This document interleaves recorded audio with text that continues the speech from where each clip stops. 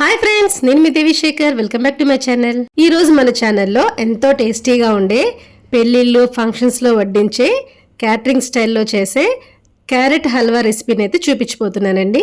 దీన్ని ప్రిపేర్ చేసుకోవడం కోసం ఒక 1/2 kg క్యారెట్ తీసుకుంటున్నాను.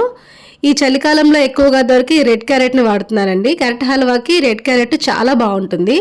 మీకు అవైలబుల్గా లేకపోతే కనుక మీరు నార్మల్ క్యారెట్ని అయినా సరే వాడుకోవచ్చు. ముందుగా క్యారెట్ని శుభ్రంగా కడుక్కొని పీల్ చేసుకొని పక్కన పెట్టుకుందాము. ఈ క్యారెట్ హల్వా ప్రిపేర్ చేసుకోవడానికి 2 రకాల పద్ధతులు అయితే ఉంటాయండి. ఒకటేమో చక్కగా క్యారెట్ని తురుముకోవటము, ఇంకోటేమో మీడియం సైజులో ముక్కలుగా కట్ చేసుకొని కుక్కర్లో ఉడికించుకోవటము. మీ వీలుని బట్టి మీకు ఏది నచ్చితే కనుక ఆ పద్ధతి మీరు ఫాలో అవ్వచ్చు. నాకైతే కనుక ఈ క్యారెట్ హల్వా మరీ మెత్తగా పేస్ట్ లాగా ఉంటే నచ్చదండి. అందుకోసమని చెప్పి నేను చక్కగా ఈ క్యారెట్ని తురుముకుంటున్నాను. నా దగ్గర గ్రేటర్ ఉంది, దాని మీద చక్కగా ఈ క్యారెట్ మొత్తాన్ని కూడా తురిమేసేసుకొని ఈ తురుముని మనం ఒక పక్కన పెట్టేసేసుకుందాము. ఇప్పుడు హల్వా ప్రిపేర్ చేసుకోవడం కోసం స్టవ్ మీద ఒక ప్యాన్ పెట్టుకొని అందులోకి మనము ఒక 3 నుంచి 4 టేబుల్ స్పూన్స్ వరకు నెయ్యి వేసుకోవాలి. హల్వాకి నెయ్యి ఎక్కువ ఉంటేనే టేస్ట్ బాగుంటుందండి. నెయ్యి కొంచెం వేడెక్కిన తర్వాత ఒక 2 టేబుల్ స్పూన్ల వరకు బాదం ముక్కలు వేసుకోవాలి. బాదం కొంచెం వేగిన తర్వాత జీడిపప్పు వేసుకోవాలి. జీడిపప్పు కూడా కొంచెం వేగిన తర్వాత కొంచెం కిస్మిస్ కూడా వేసుకొని వీటిని కొంచెం మంచిగా వేయించేసేసుకొని వీటిని ఒక బౌల్లోకి తీసేసుకొని పక్కన పెట్టేసేసుకుందాము.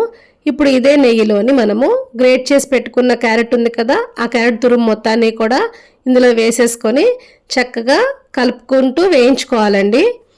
మరి హై ఫ్లేమ్లో పెట్టద్దు, క్యారెట్ మాడిపోతుంది. మనం తురిమేసుకున్నాం కాబట్టి ఇది వేగడానికి ఎక్కువ టైం కూడా పట్టదండి, త్వరగానే వేగిపోతుంది. ఫ్లేమ్ చక్కగా మీడియం ఫ్లేమ్లో పెట్టుకొని కలుపుకుంటూ వేయించుకుంటే ఈ క్యారెట్లోని వాటర్ అంతా కూడా చక్కగా ఎగిరిపోయి ఇది మంచిగా ఫ్రై అయిపోతుంది. ఇట్లా ఫ్రై అయిపోయిన తర్వాత ఇందులోకి మనము ఒక 1/2 లీటర్ వరకు పాలు పోసుకోవాలి. 1/2 kg మనం క్యారెట్ తీసుకున్నాం కాబట్టి 1/2 లీటర్ పాలు సరిపోతాయండి.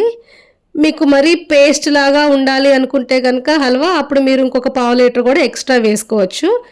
మామూలుగా అయితే ఈ కన్సిస్టెన్సీ కరెక్ట్గా సరిపోతుందండి. చక్కగా పాలు పోసుకొని ఈ పాలల్లోనే చక్కగా కలుపుకుంటూ ఈ క్యారెట్ని మంచిగా ఉడికించుకోవాలి. ఇందులోకి మంచి ఫ్లేవర్ కోసం నేను కొంచెం కుంకుమ పువ్వు కూడా వేసుకుంటున్నాను. మీ దగ్గర లేకపోతే కనుక మీరు దీన్ని స్కిప్ చేసేసేయచ్చు. చక్క పాలన్నీ దగ్గరికి అయిపోయి క్యారెట్ మొత్తం కూడా చక్కగా ఉడికిపోతుందండి. ఇట్లాంటప్పుడు మనం ఇందులోకి ఫైనల్గా ఒక 1/2 కప్పు వరకు పంచదార, ఒక 1/2 టీ స్పూన్ ఇలాచీ పౌడర్ కూడా వేసుకొని కలిపేసేసుకోవాలి. మీకు షుగర్ కొంచెం ఎక్కువ తినేవాళ్ళు, అంటే స్వీట్ కొంచెం ఎక్కువ ఉండాలనుకుంటే కనుక 1/4 కప్పు పంచదార వరకు వేసుకోవచ్చు. పంచదార కూడా వేసుకున్న తర్వాత చక్కగా పంచదార మొత్తము కరిగిపోయి ఇది హల్వా కొంచెం దగ్గర పడే వరకు నిదానంగా కలుపుతూ ఉడికించుకోవాలి. ఇది ఈ స్టేజ్లో ఉన్నప్పుడు దీంట్లోకి మనము పచ్చికోవా వేసుకుంటే ఈ హల్వాకి మరింత టేస్ట్ వస్తుందండి. సమయానికి నా దగ్గర ఇంట్లో పచ్చికోవా అవైలబుల్గా లేదు, అందుకోసమని నేను వేయట్లేదు. మీరు మాత్రం ఈసారి తప్పకుండా పచ్చికోవా వేసి చేసుకోండి, హల్వా మరింత టేస్ట్ వస్తుంది.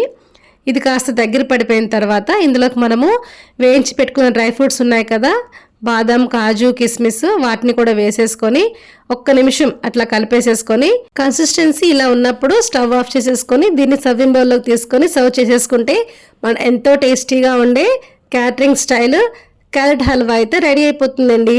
ఈ న్యూ ఇయర్కి ఎంతో టేస్టీగా ఉండే ఈ క్యారెట్ హల్వా రెసిపీని మీరు ట్రై చేసి మీకు ఎలా కుదిరిందో కామెంట్స్లో నాతో షేర్ చేయండి.